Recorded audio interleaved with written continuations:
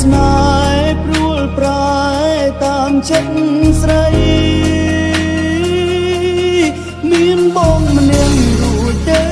ហើយអូននៅទាំងបងនាងថ្មីគិតថាបងក្មេងបៀមដៃឬយ៉ាងណា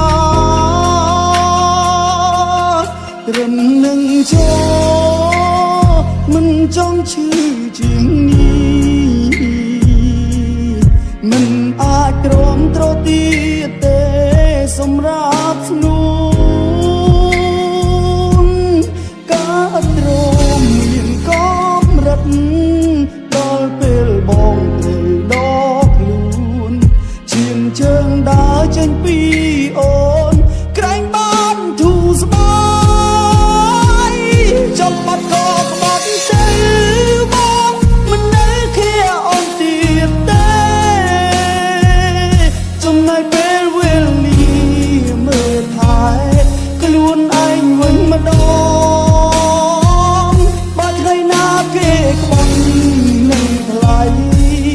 កុំត្រឡប់ក្រោយណាអូន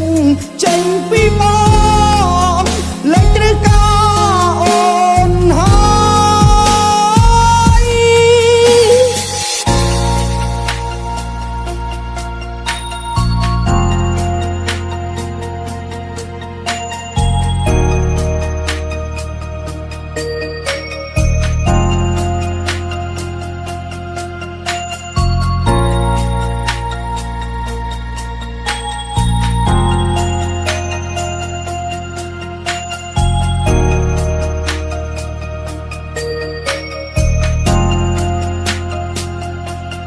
ត្រឹមនឹងចូលមិនចង់ឈឺជាងនេះមិនអាចទ្រាំទ្រទៀតទេសម្រាប់ស្នួនការអត់ទ្រាំមានកម្រិតដល់ពេលបងត្រូវដកខ្លួនឈាមជើងដើរចេញពី